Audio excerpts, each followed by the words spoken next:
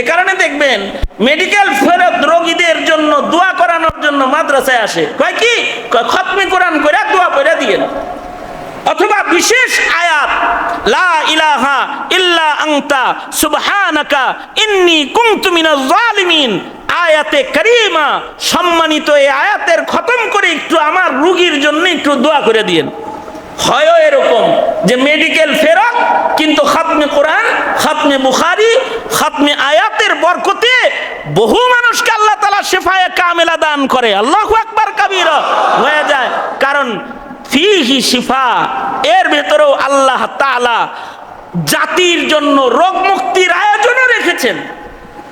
তে মুহাদ্দিসে দেহলভীর কাছে গেছে যে হাতের জ্বালা পোড়া ভালো হয় না, মুহাদ্দিসে দেহলভীর কাছে লম্বা সফর করে লোকটা গেছে পর্যন্ত মানুষের সামনে কোরআনে কারীমকে পৌঁছে দেওয়ার জন্য একটা চেষ্টা করছেন। এই চেষ্টাটা অনেক বড় একটা চেষ্টা, এটা ওনার জিন্দেগির অনেক বড় একটা অর্জন, যে গোটা কোরআনে কারীম জাতির সামনে উনি তর্জমা করছেন, ব্যাখ্যা করছেন। ওইটার খাতেমাটা, শেষটা সুন্দর একটা অনুষ্ঠানের মাধ্যমে করবার জন্য যে মোবারক আয়োজন করেছেন। খতমে কোরআনের পরে দোয়া কবুল হয়, খতমে তফসিরের পরেও দোয়া কবুল হয়। আমার জন্য সাআদাত মন্দি, এটা আমার খুশনসিবি যে এইরকম একটা মোবারক মাহফিলে, মোবারক দোয়ার অনুষ্ঠানে আল্লাহ তাআলা আমাকে শামিল হওয়ার তৌফিক দান করেছেন। এই জন্যে ব্যক্তিগতভাবে আমি শুকরগুজার, আলহামদুলিল্লাহ। আর আপনারাও যে থাকতে পারছেন, আসতে পারছেন এই মোবারক দরসে কোরআনের মজমায়, আপনাদেরকে যে আল্লাহ তাআলা শরীক হওয়ার তৌফিক দান করেছেন, যাদেরকে আল্লাহ আনছেন, এই আমলটাও যদি কবুল হয় তাহলে কোরআন ময়দানে মাহশরে শাফাআতকারী হবে। কোরআনে কারীম হাসরের মাঠে শাফাআত করবে। কোরআনে কারীমের সাথে কোনো সম্পর্ক যদি কারোর প্রমাণিত হয়ে যায়, সে কোরআনে কারীমের শাফাআত পাবে ময়দানে মাহশরে। এই অনুষ্ঠানটা হইতে পারে শাফাআতের জন্য উসিলা, যদি আল্লাহ তাআলা কবুল মঞ্জুর করেন তো এটা শাফাআতের উসিলা হয়ে যাবে ইনশাআল্লাহ। আল্লাহ কবুল করেন, একে আমিন বলেন। তাফসীর তো ওলামা হযরতরা করেছেন বরকতের জন্য। শেষ ভাগে কিছু কথা, কোরআনে কারীম এমন একটা কিতাব যে কিতাবের ভেতরে আল্লাহ তাআলা সকল প্রকারের সকল সমস্যার সমাধান কোরআনে কারীমের মধ্যে আল্লাহ তাআলা রাখছেন। এমনকি কোরআনে কারীম এটা জিসমানি এবং রূহানি সকল রোগের ঔষধও আল্লাহ পাকের কালাম। ওয়ানুনাজ্জিলু মিনাল কুরআনি মা হুয়া শিফাউন ওয়া রাহমাতুল লিল মুমিনিন, ওয়ানুনাজ্জিলু মিনাল কুরআনি মা হুয়া শিফাউন ওয়া রাহমাতুল লিল মুমিনিন ওয়ালা ইয়াজিদুল যালিমিনা ইল্লা খাসারা। কোরআনে কারীমের মধ্যে আল্লাহ তাআলা সকল প্রকারের ঔষধ দান করেছেন। মুমিনকে কোরআন সবসময় উপকারী করে, এটা ক্ষতি ভীতি কাফেরদের জন্য, যাদের ঈমান নাই তাদের জন্য। আর মুমিনের জন্য কোরআন হলো রহমত। কোরআনে কারীমের প্রতিটি অক্ষরে অক্ষরে, আয়াতে আয়াতে আছে রহমত। আর আল্লাহর রাসূল সাল্লাল্লাহু আলাইহি ওয়াসাল্লাম 23 বছরের নবুয়তি জিন্দেগীর 13 বছর শেষ করে মক্কা থেকে হিজরত করে যখন নবীজি মদিনায় আসলেন, মদিনায় নবীজির দুশমন লেগে গেল। মানুষের দুই প্রকারের দুশমন আছে, মানুষ দুশমন, জিন দুশমন। মানুষরাও মানুষের দুশমন হয়, জিন তো শয়তান তো মানুষের দুশমন আছেই। দুশমনের দ্বারায় মানুষের জিসমানি ক্ষতিও হয়, রুহানি ক্ষতিও হয়। দুশমন যদি দুশমনি বেশি করে তো তার দুশমনিটা কখনো কখনো প্রাণ নাশের কারণ হয়। দুশমনি করে যদি দুশমনিকে হজম করতে না পারে, রাগ গুসা হাসাদকে হজম করতে না পারে, তখন মানুষ মানুষের জন্য কাল হয়, মানুষ মানুষের জন্য। অথচ মানুষ মানুষের দুশমন এমন হয় যে তার জীবন নাশের কারণেই মানুষ হয়। তো মানুষ মানুষের জানের ক্ষতি পর্যন্ত করে। জানের ক্ষতি যেমন মানুষ মানুষের করে, তা কিছু মানুষ আছে তারা মানুষের জিসমানি ক্ষতিও সাধন করে। কিছু মানুষ আছে মানুষের মালের ক্ষতি সাধন করে। কিছু মানুষ আছে মানুষের ইজ্জতের ক্ষতি সাধন করে। কিছু মানুষ আছে আরেকজন মানুষের হিংসা বিদ্বেষে আরেকজন মানুষের মাল সম্পদ ক্ষতি করে, জানের ক্ষতি করে, সুস্থতার ক্ষতি করে, অঙ্গ প্রত্যঙ্গের ক্ষতি করে। রাগ গুচ্ছায় মানুষের অঙ্গের ক্ষতিও করে। অ্যাসিড মাইরা দিছে রাগ গুচ্ছায়, একজন মানুষ আরেকজন মানুষের গায়ে আগুন ধরায়া দিছে রাগ গুচ্ছায়, একজন মানুষের দুশ্মন হয়ে যাওয়ার কারণে তার মাল নষ্ট করে দিছে, ঘরে আগুন লাগাইয়া দিছে, গোদামে আগুন লাগাইয়া দিছে। মানুষের এই রকমারি দুশ্মনী করে। এই দুশ্মনীর থেকে বাঁচার জন্য কোরআনে কারীমের গুরুত্বপূর্ণ আমল আছে। মানুষের সম্পদ ডাকাতি করে, চুরি করে, এর থেকে বাঁচার জন্য কোরআনে কারীমে আল্লাহ তাআলা আমল দান করেছেন। আয়াতুল কুরসি, হাদিসে আছে কেউ যদি নিয়মিত এর আমল করে তো আল্লাহ তাআলা ডাকাত এবং দুশ্মনের অনিষ্টতার থেকে আল্লাহ তাআলা আমলের বরকতে তাকে হেফাজত করবেন। এইরকম আল্লাহর রাসূল সাল্লাল্লাহু আলাইহি ওয়াসাল্লাম যখন মদিনাতুল মুনাওয়ারাতে প্রবেশ করেছেন, তো মদিনায় যায় যখন নবীজি দাওয়াতের কাজ শুরু করছেন, তো মদিনার দুশ্মন প্রকৃতির কুফরি লালনকারী যে সকল দুশ্মনরা আছে এরা নবীজিকে জাদু করল। নবী আলাইহিস সালাতু ওয়াস সালামের জিসমানি ক্ষতি করার জন্য নবীজিকে জাদু করছে, নবীজিকে কুফরি করেছে, জাদু করেছে। আল্লাহর রাসূল সাল্লাল্লাহু আলাইহি ওয়াসাল্লাম অসুস্থ হয়ে বললেন। নবী আলাইহিস সালাতু ওয়াস সালাম অসুস্থ হওয়াতে আল্লাহ তাআলা নবীজির জন্য শিফা কোরআনে কারীমকে আল্লাহ তাআলা নাজিল করলেন নবীজির সুস্থতার জন্য। মুআওয়াযাতাইন, 2 সূরা একসাথে নাজিল হইল, সূরা ফালাক, সূরা নাস। এই দুইটাকে আল্লাহ তাআলা পাঠাইয়া দিলেন। ফেরেশতারা আসলো নবীজির কাছে। এক ফেরেশতা আর এক ফেরেশতাকে জিজ্ঞেস করে, ডাক্তার ফেরেশতারে জিগাইতেছে সাথের ফেরেশতায়, এ কি হইছে আল্লাহর নবীকে জাদু করা হয়েছে।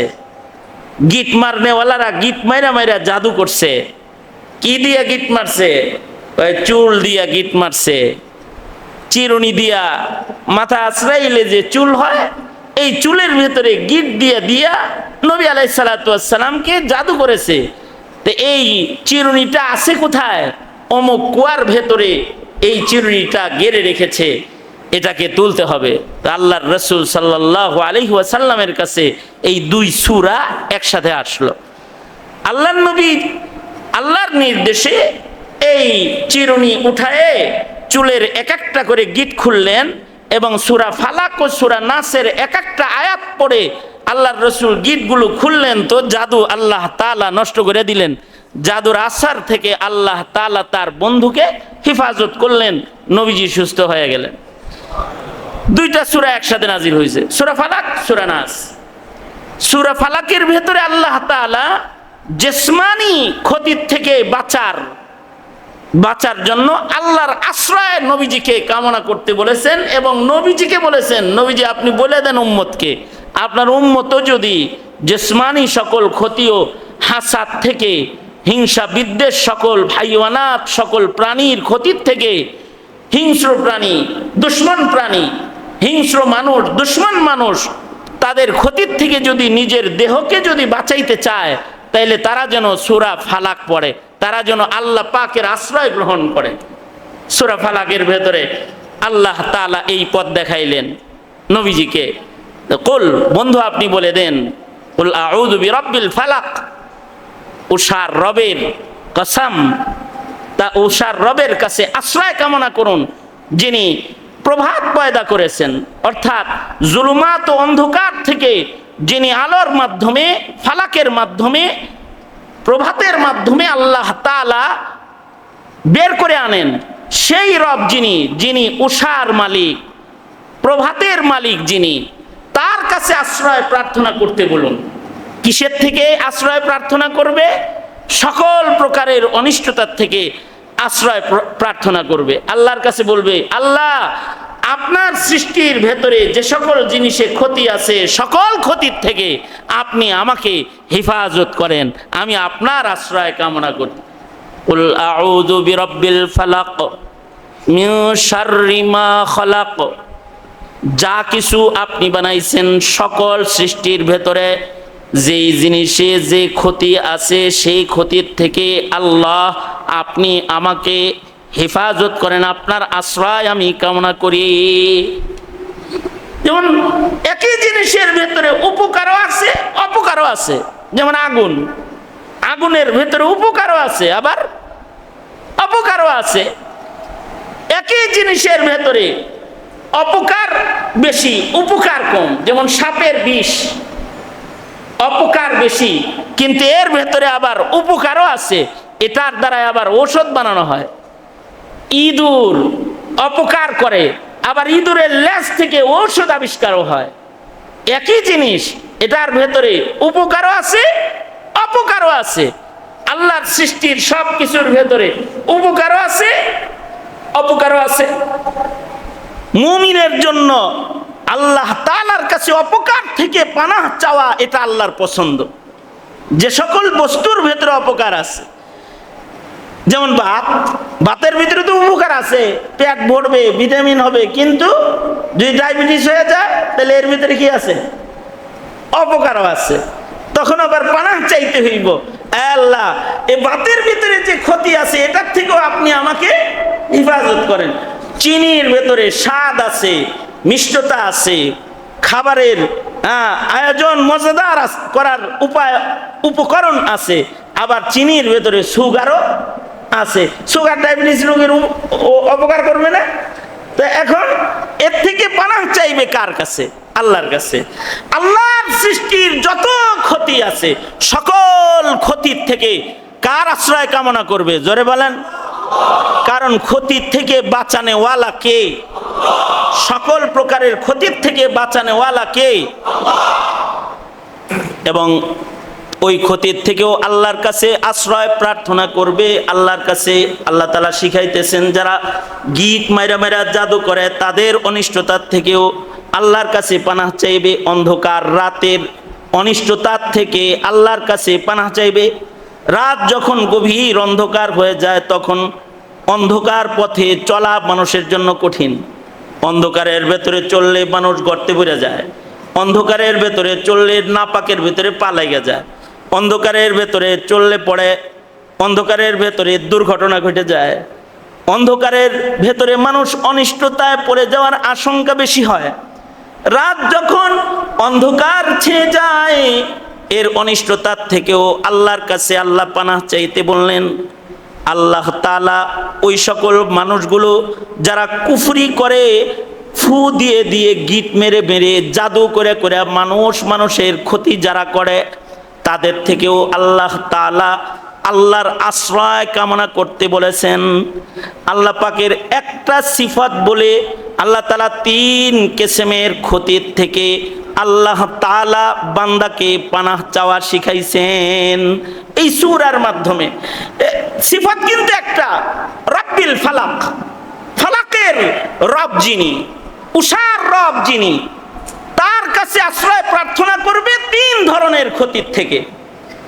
দেখেন এখানে মুফাসসিরিন হযরতরা বলেন, জাস্টিস তাকি উসমানী ওনার তাফসিরে লিখেছেন, একটা সিফাত বলে জিসমানি 3 ধরনের ক্ষতির থেকে পানাহ চাওয়ার তালিম আল্লাহ তাআলা সূরা ফালাকে দান করেছেন। আর মুআওয়াযাতাইনের 2 নম্বর শেষ সূরা যেটা, এই সূরার ভেতরে আল্লাহর গুণ বর্ণনা করেছে 3টা, কিন্তু ক্ষতির থেকে বাঁচার জন্য দোয়া পদ্ধতি শিখাইছে মাত্র একটা।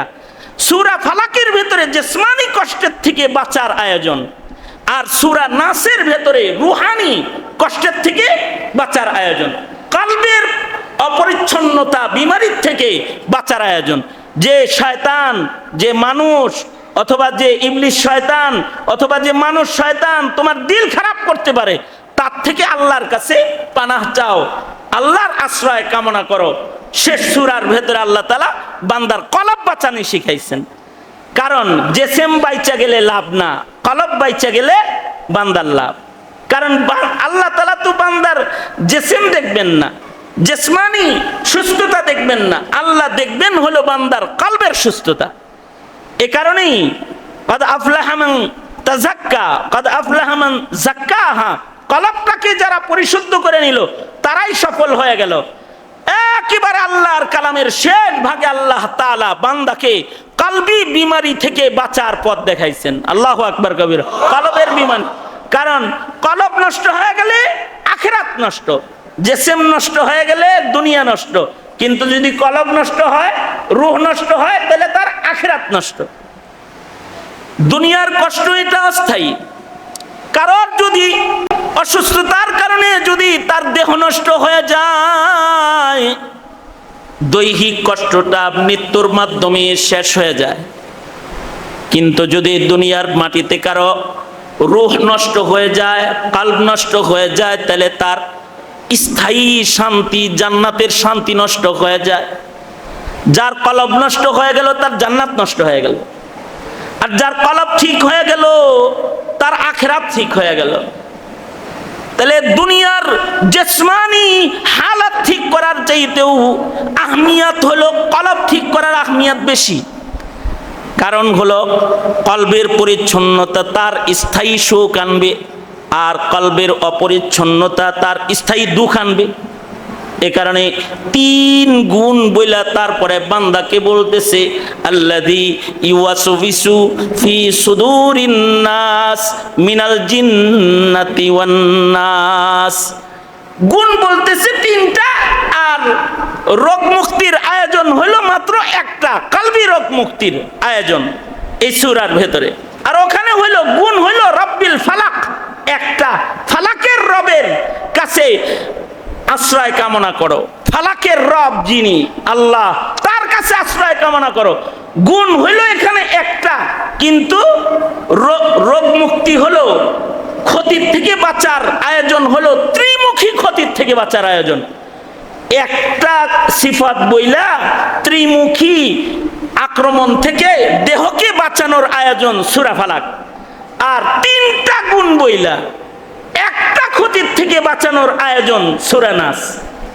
কুল আউযু বিরাব্বিন নাস, সকল মানুষের রবের বন্ধু আপনি বলুন আমি আশ্রয় চাই যিনি সকল মানুষের রব, তার কাছে আশ্রয় কামনা করি, যিনি সব মানুষের পালনেওয়ালা। মালিকিন নাস, যিনি সকল মানুষের বাদশা, মালিক, যিনি সকল বাদশাদেরও বাদশা, সকল ক্ষমতা যার, তার আশ্রয় কামনা করি, যিনি সকল মালিকের রব। কুল আউযু বিরাব্বিন নাস মালিকিন নাস, যিনি সব মানুষের বাদশা, মালিক। ইলাহিন নাস, সমগ্র মানব জাতির যিনি ইলাহ, যিনি রব, যার ইবাদত করা হয়, সেই রবের কাছে আমি আশ্রয় কামনা করি। কিসের থেকে? আল্লাযী ইউওয়াসবিসু ফি সুদুরিন নাস, মানুষের হৃদয়ে ওয়াসওয়াসা ডালবে যে দুশমনগুলা, তাদের থেকে। তিন ধরনের গুণ বইলা আল্লাহ তাআলার কাছে কলব পরিচ্ছন্নতা করার আশ্রয় কামনা করার পথ আল্লাহ তাআলা সূরা নাসে দেখাইছেন। তার মানে হলো কলব ঠিক তো সব ঠিক। আলা ইন্না ফিল জাসাদি লামুদগা ইযা সালুহাত সালুহাল জাসাদু কুল্লু ওয়া ইযা ফাসাদাত ফাসাদাল জাসাদু কুল্লু আলা ওয়া হিয়াল কলব। আল্লাহর রাসূল বলেন মানব দেহের ভিতরে একটা গোশতের টুকরা আছে, যেই গোশতের টুকরাটা এইটা যদি ভালো হয় দেহের সব অঙ্গ ভালো হয়, আর যদি এই গোশতের টুকরাটা খারাপ হয় তাহলে কলবের আসার গোটা দেহের উপরে পড়ে। কলব ভালো তো চোখ ভালো, কলব ভালো তো কান ভালো, কলব ভালো তো দিল ভালো, তো কলব এটা ভালো তো হাত ভালো, কলব ভালো তো পা ভালো, কলব ভালো তো তার গোটা অঙ্গ প্রত্যঙ্গ সব ভালো। আর যদি কলব কারোর খারাপ হয় তাহলে সব খারাপ হয়ে যায়। আর কারোর যদি কলব খারাপ হয় তাহলে সে নিকৃষ্ট, তাকে দোজখের আগুনে নিক্ষিপ্ত হইতে হবে। কালবি নাপাক নিয়া আল্লাহর জান্নাতে প্রবেশ করা সম্ভব নয়। কালবি বিমারি সহকারে, অসুস্থতা সহকারে আল্লাহর জান্নাতে যাওয়া সম্ভব নয়। কলবের বিমারি যার আছে তাকে দোজখের আগুনে ঢুকতেই হবে তার। এখন কলবের বিমারির কারণে যদি সামান্য সময়ের জন্য দোজখে ঢোকা লাগে, মনে রাখতে হবে সামান্য সময়ের দোজখের কষ্টটা সারা জিন্দেগির জিসমানি কষ্টের চাইতে অনেক বেশি ভয়ঙ্কর। এ কারণে জিসমানি ক্ষতির থেকে বাঁচার জন্য আমল শিখাইতে এক সিফাতের বর্ণনা, কিন্তু রুহানি বিমারি থেকে বাঁচাইবার আমল শিখাইতে আল্লাহ পাকের 3 সিফাতের আলোচনা, 3টি গুণের আলোচনা। 3 গুণ আমাদের মুফাসসিরিন হযরতরা বলেন 3 কথা বলে আল্লাহ তাআলা মানুষের হায়াতের 3 ধাপ বুঝাইছেন। মানে 3 ধাপেই আল্লাহর আশ্রয় কামনা করো। আউযু বিরাব্বিন নাস, বল আউযু বিরাব্বিন নাস। রব্বিন নাস বইলা শৈশবের দিকে ইশারা, যে রব প্রতিপালন করেন তোমাকে। শৈশবের যত বিমারি আছে কালবি, এগুলোর থেকেও আল্লাহর কাছে পানাহ চাও। আর মালিকিন নাস বইলা জওয়ানির দিকে ইশারা, যৌবনের যত বিমারি আছে তার থেকেও আল্লাহর কাছে পানাহ চাও। ইলাহিন নাস বইলা বুড়া হইলে মানুষ দুনিয়া ছাইরা মসজিদমুখী ইবাদতমুখী হয়, আল্লাহমুখী হয়। তো ইলাহিন নাস বইলা বার্ধক্যের জীবনে কালবি বিমারির থেকে বাঁচার জন্য আল্লাহ পাকের এই সিফাতের আলোচনা। তার মানে হলো গোটা জিন্দেগিটাই যদি কেউ রোগমুক্ত চলতে চায়, কলবকে পরিচ্ছন্ন রাখতে চায়, তাহলে আল্লাহর আশ্রয় কামনা করতে হবে। কার আশ্রয়? জোরে বলেন। রবের আশ্রয় ছাড়া রোগমুক্ত চলাফেরা করা সম্ভব নয়, আল্লাহর আশ্রয় লাগবে। তবে কলবি রোগটা এটা ভয়ঙ্কর, জিসমানি রোগের চাইতেও অনেক বেশি ভয়ঙ্কর। জিসমানি রোগের সারা জিন্দেগির কষ্ট, কলবি রোগের সামান্য সময়ের কষ্টের সাথে এটাকে মিলানো সম্ভব না। অর্থাৎ দোজখে যদি কারোর 1 সেকেন্ড থাকতে হয়, মনে করেন কলবি রোগের কারণে দোজখে গেছে 1 সেকেন্ডের জন্য, আর জিসমানি বিমারির কারণে কষ্ট করছে 60 বছর। 60 বছরের জিসমানি কষ্ট এক জায়গায় দিলে কলবি রোগের কারণে 1 মিনিটের দোজখের আগুন যেটা ভোগ করবে, এই 1 মিনিটের দোজখের আগুনের কষ্ট 60 বছরের জিসমানি কষ্টের চাইতে অনেক বেশি ভয়ঙ্কর। কারণ ইন্নাহা সাআত মুস্তাকাররা ওয়া মুকামা, দোজখ তো নিকৃষ্ট জায়গা, এখানে 1 মিনিট থাকাও কারোর জন্য সম্ভব না। আব্দুল আজিজ মুহাদ্দিসে দেহলভী রহমাতুল্লাহ আলাইহির আমলে, শাহ আব্দুল আজিজ মুহাদ্দিসে দেহলভীর আমলে এক হাকিম মুহাম্মদ থানভী রহমাতুল্লাহ আলাইহি বর্ণনা করছেন, এক লোক মারা গেছে। একটা ভিক্ষুক ছিল আর একটা দানবীর ছিল একই এলাকায়। ভিক্ষুকটা ভিক্ষা আনতে যাইতো, দানবীরে তার জন্য টাকা পয়সা রেখে দিত, কিন্তু কয়েকদিন হয় সে আর যায় না। এই ভিক্ষুক আসে না কেন, দানবীর লোকটার টেনশন যে 5 দিনের টাকা জমা করে রাখছি, 5 দিন আসে না কেন রে। বাড়ি দেখতে গেছে, বাড়িতে দেখতে যায় দেখে যে এই ভিক্ষুক অসুস্থ। এই দানবীর লোকটা যায় বলে, 5 দিন ধরে তোমার জন্য টাকা জমা করে রাখি, মিয়া আনতে যাও না, এই যে নাও তোমার টাকা ঘরে দিয়ে গেলাম, খায়ো। এই ভিক্ষুকে এই দানবীর লোকের হাত ধরছে, হাত ধরে কয়, ভাই আমি তো এমন এক অসহায় যে এই জমিনের উপরে আমার আপনজন বলতে একজনও নাই, আমার কোনো মা বাপ আত্মীয় স্বজন ছেলে সন্তান এই পৃথিবীতে কেউ বাঁচা নাই, আমার কবরে আমার আপন হিসাবে নামার মতো কেউ নাই। 5 দিন ধরে ভিক্ষার টাকা জমা করে রেখে আমার ঘর পর্যন্ত আপনি পৌঁছায় দিয়েছেন, বোঝা যায় আপনি আমার আপন লোক। আপনার কাছে আমার একটা আরজি হলো, যদি আপনি শুনেন আপনার এই ভাইটা ইন্তেকাল করেছে, তা আপনার কাছে দাবি হলো আপনি আমার জানাজাটা পড়াইবেন। আপন লোকে জানাজা পড়াইলে জানাজায় দরদ হয়, আপনার কাছে আবেদন হলো আপনি আমায় গোসল দিবেন। আপন লোকে মাইয়েতরে গোসল দিলে ভালো করে গোসল দেয়। আপনার কাছে আবেদন হলো আপনি আমার লাশটাকে নিজ রাতে কবরে নামাইবেন। আপন লোক যদি লাশ কবরে নামায় দরদ সহকারে নামায়।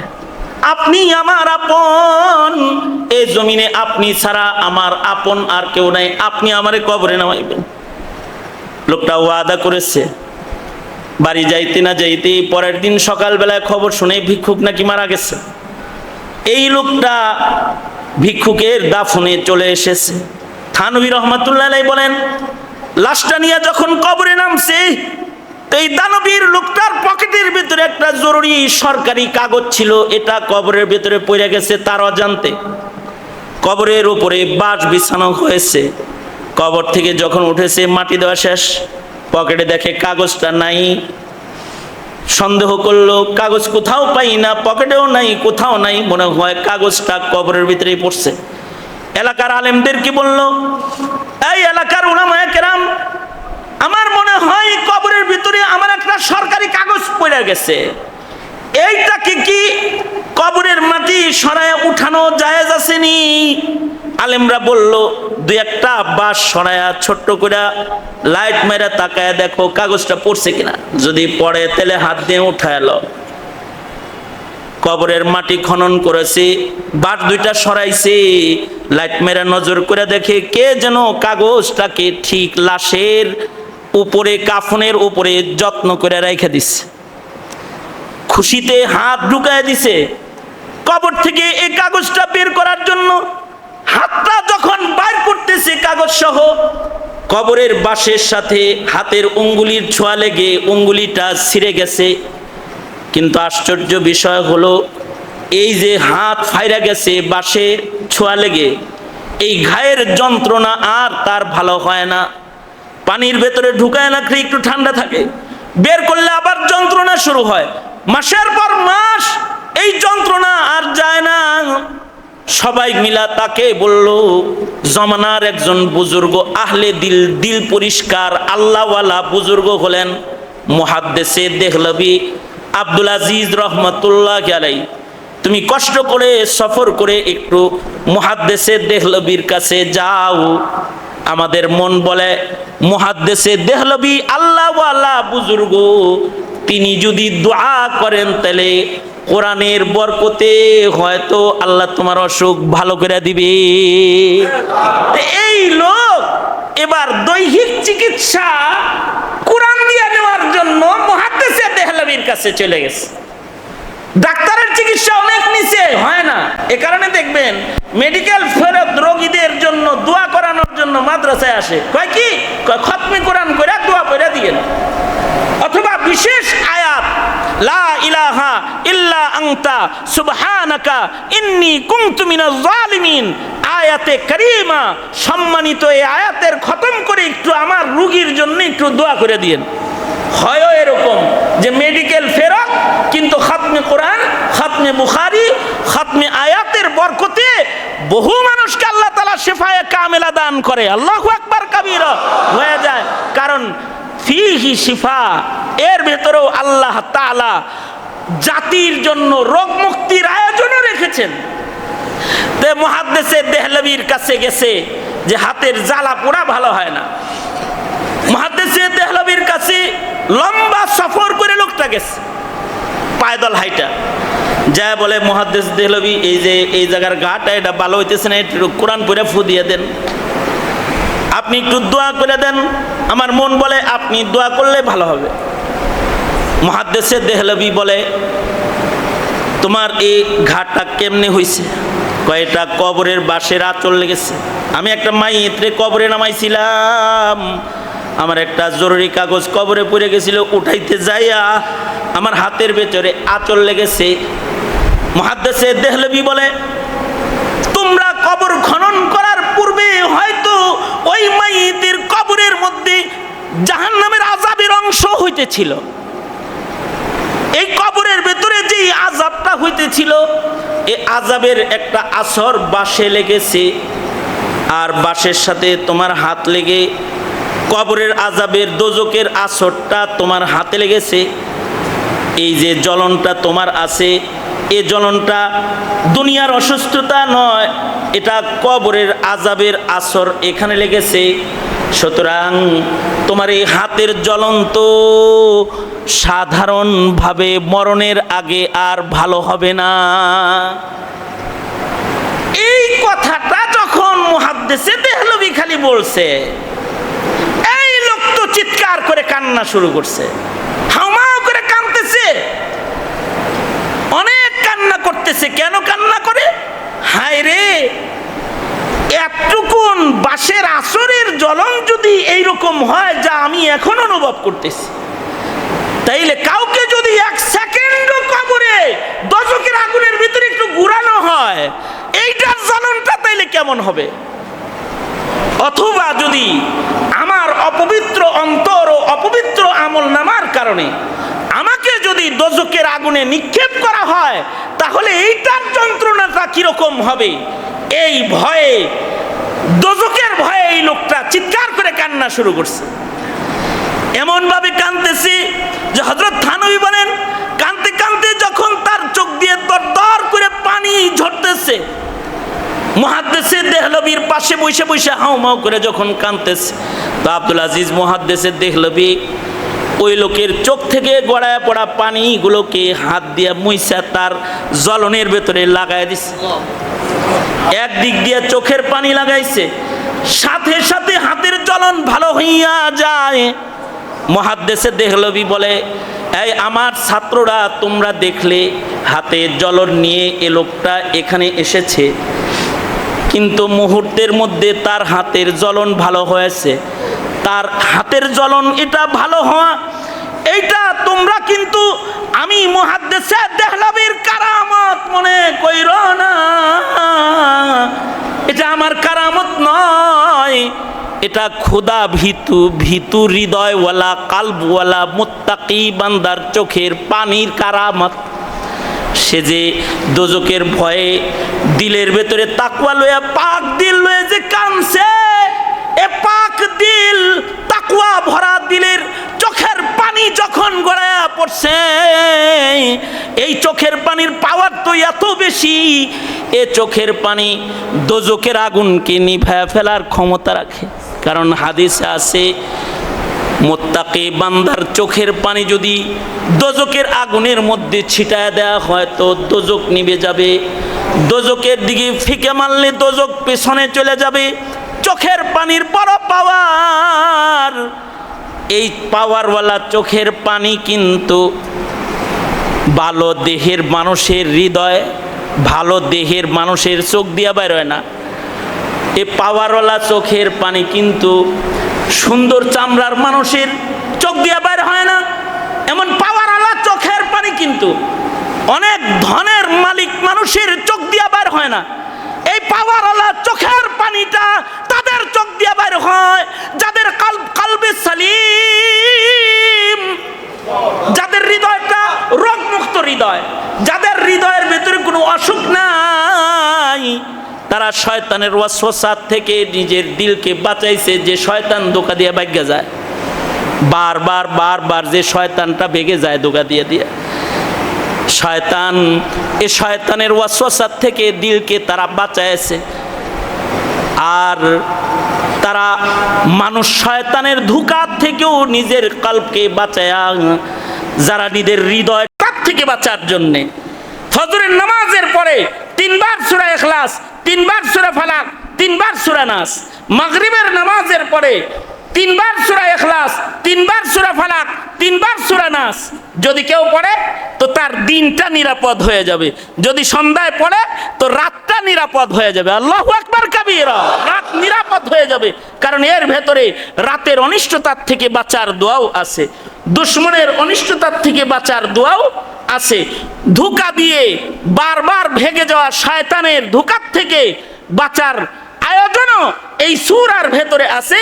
আল্লাহর রাসূল সাল্লাল্লাহু আলাইহি ওয়াসাল্লামের উপরে একসাথে এই মুআউযাতাইন এটা নাজিল হয়ে গেল। আল্লাহর রাসূল সাল্লাল্লাহু আলাইহি ওয়াসাল্লাম একটা একটা করে গিট খুললেন আর একটা একটা করে আয়াত পড়লেন, নবীজি সুস্থ হয়ে গেলেন। আপনারা বাচ্চাদেরকে, বাচ্চারা যদি কান্নাকাটি করে তাহলে বুজুর্গরা কয় সূরা ফালাক নাস পড়ে ফু দিও। তা আপনারা যে আমাদের কাছে আপনাদের বাচ্চা কাচ্চা লয়ে যান যে কান দে খালি ওই যে কুল আউযু বিরাব্বিন নাস, শৈশবের যন্ত্রণা থেকে বাঁচার আয়োজনের জন্য এই সিফতের আলোচনা আছে। তা আমরা করি কি সূরা ফাতিহা, সূরা ফালাক, সূরা নাস পড়া তেলে পানিতে ফু দিয়া দিই।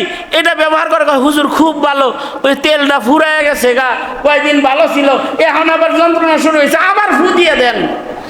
আবার ফুজে দিছে হুজুর কি আসমান থেকে অন্য কোনো ওষুধ নাজিল করছে নাকি? এই পুরান জিনিস দিয়েই ফু দিছে। তাহলে এর চাইতে ভালো হলো নিজের ছেলে মেয়েরে কমাস কমি সূরা গুলার তিলাওয়াত, বিশুদ্ধ তিলাওয়াত শিখায় দেন। সে নিজেই নিজে প্রতি নামাজের পরে পরে আমল করতে পারবে, সকালে আমল করতে পারবে, সন্ধ্যায় আমল করতে পারবে। কোরআনে কারীম তো আল্লাহ তাআলা আমাদেরকে আমল করার জন্যই দান করেছেন। সুতরাং আল্লাহর কালামের প্রতি যত্নশীল হওয়া, কারণ এই কোরআনের হক আদায়ের মাধ্যমে হয়তো আমাদের সম্মান বাড়বে, অথবা কোরআনের আমানতের হিফাজতের খেলাফ কাজের কারণে কোরআন আমাদের বিপক্ষে কিন্তু আল্লাহর আদালতে সাক্ষী দিবে। শেখুল হাদিস আব্দুল কাদের সাহেবের জিন্দেগীর একটা মেহনত হলো এই কোরআনে কারীম নিয়া, যে তিনি সূরা ফাতিহা থেকে শুরু করে সূরা নাস পর্যন্ত আল্লাহর কালামের প্রতিটি আয়াত পড়ে পড়ে আল্লাহর বান্দাদেরকে শোনাইছেন, এবং এর তরজমা শোনাইছেন, তাফসীর শোনাইছেন, ব্যাখ্যা বিশ্লেষণ শোনাইছেন। আজকে হলো এই বিশাল জীবনের একটা বড় কাজের দোয়া। এই দোয়ায় আল্লাহ আমাদের শামিল করেছেন। আসুন আমরা সবাই দোয়া করি আল্লাহ তাআলা ওনার এই মেহনতটাকে যেন কবুল করে নেয়, বলেন আমিন। এবং ওনার এই মেহনতের বরকতে ময়দানে মাহশারে যেন আল্লাহ তাআলা ওনাকে কোরআনে কারীমের শাফাআত নসিব করে। যারা ওনার কাছ থেকে কোরআন শুনেছে, এই শোনার বদলায় যেন আল্লাহ তাদের কলবি বিমারিগুলোকে দূর করে দেয়। দুনিয়া ও আখিরাতের হার কিসমের বারাকা দিয়া আল্লাহ তাআলা যেন আমাদেরকে মালামাল করে দেয়। এই অনুষ্ঠানটাকেও যেন আল্লাহ তাআলা কবুল আর মঞ্জুর করে নেয়। আল্লাহ তাআলা আমাদের সকলকে জিসমানি রুহানি বিমারি থেকে বাঁচতে মুআওয়াযাতাইনের আমলকে নিজের জীবনের 5 ওয়াক্ত নামাজের শেষের আমল বানাইবার তৌফিক আল্লাহ আমাদের দান করুন, আমিন বলেন আমিন। অনেক উলামা হযরতরা আসছেন, অনেক লম্বা সময় অপেক্ষা করছেন। আমি কিছু কথা আপনাদের সামনে অল্প করে বললাম। যা বলেছি এর থেকে আল্লাহ তাআলা আমাদেরকে কলবে সালিম দান করেন, সুস্থ বদন দান করেন, সুস্থ দেহ দান করেন, সুস্থ কলব দান করেন, এবং আমাদেরকে আল্লাহ তাআলা আখিরাতের জিন্দেগি যেন আরামের আয়েশের জান্নাতি জিন্দেগিটা যেন আমাদেরকে আল্লাহ তাআলা দান করেন। এই কামনা রইল। হজ্জে বাইতুল্লাহর মৌসুম চলছে, আমিও হজ্জে বাইতুল্লাহর এরাদা, আগামী পরশু দিনই আমার ফ্লাইট। আমি আপনাদের কাছে দোয়া চাই, শনিবারে সফর শুরু, আপনাদের কাছে দোয়া চাই। আর এই 1 তারিখ থেকে নফল রোজা যারা পারেন করবেন। হ্যাঁ, চাঁদ উঠে গেছে কালকের থেকেই, আজকেই সেহরি খাবেন, 9 দিন লাগাতার সুন্নত রোজা কোরবানি পর্যন্ত। প্রতি রাতে কিছু নফল ইবাদত করবেন, কারণ এই জিলহজের এই 10 রাতের কসম আল্লাহ করেছেন, এই 10 রাত্রের প্রতি রাতের ইবাদত লাইলাতুল কদরের মতন। তিরমিজি শরীফের রিওয়ায়াতটাও, প্রতিটি রাতের ইবাদত লাইলাতুল কদরের মতন। আর প্রতিটি রোজার মূল্য এত, ওই যে আরাফার দিনের রোজা যেমন সারা বছরের গুনাহের কাফফারা, এরকম এই জিলহজের প্রতিটা রোজা সারা বছরের কাফফারার মতন, সারা বছরের জন্য কাফফারা। এজন্য এই আমল আল্লাহ তাআলা ঘরে মহিলাদেরকে করতে বলবেন, নিজেরাও করবেন, এবং এই সময়গুলোতে এই 10টা দিন 10টা রাত ইবাদতের, তিলাওয়াতের, তাসবিহাতের রাত বানাইবেন।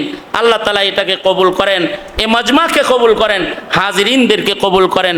যা কিছু আলোচনা হয়েছে এর বরকতে আল্লাহ তাআলা বলনেওয়ালা শুননেওয়ালাকে কিছু আমলি জজবা আল্লাহ তাআলা যদি দিয়ে দেয়, তো এই আলোচনাটাও নাজাতের জন্য ওসিলা হয়ে যাবে। আল্লাহ আমাদের সবাইকে কবুল করুন। একবার সূরা ফাতিহা, 3 বার সূরা ইখলাস, আর কয়েক মর্তবা দরুদ শরীফ ইসালে সবের নিয়তে এই খাতমে কোরআন ইসালে সওয়াবের নিয়তে এর সাথে আমরা সবাই মিলে একটু তিলাওয়াতের আমলটাও করে নিই।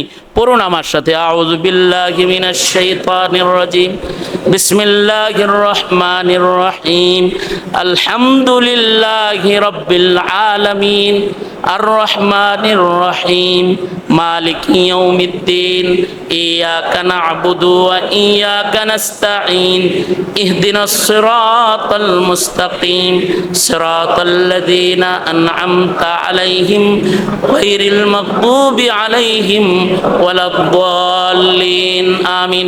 বিসমিল্লাহির রহমানির রহিম, কুল হুয়াল্লাহু আহাদ, আল্লাহুস সামাদ, লাম ইয়ালিদ ওয়া লাম ইউলাদ ওয়া লাম ইয়াকুল লাহু কুফুয়ান আহাদ। বিসমিল্লাহির রহমানির রহিম, কুল হুয়াল্লাহু আহাদ, আল্লাহুস সামাদ, লাম ইয়ালিদ ওয়া লাম ইউলাদ ওয়া লাম ইয়াকুল লাহু কুফুয়ান আহাদ। বিসমিল্লাহির রহমানির রহিম, কুল হুয়াল্লাহু আহাদ, আল্লাহুস সামাদ, লাম ইয়ালিদ ওয়া লাম ইউলাদ ওয়া লাম ইয়াকুল লাহু কুফুয়ান আহাদ। আল্লাহুম্মা সাল্লি আলা মুহাম্মাদিন ওয়া আলা আলি মুহাম্মাদ কামা সাল্লাইতা আলা ইব্রাহিম ওয়া আলা আলি ইব্রাহিম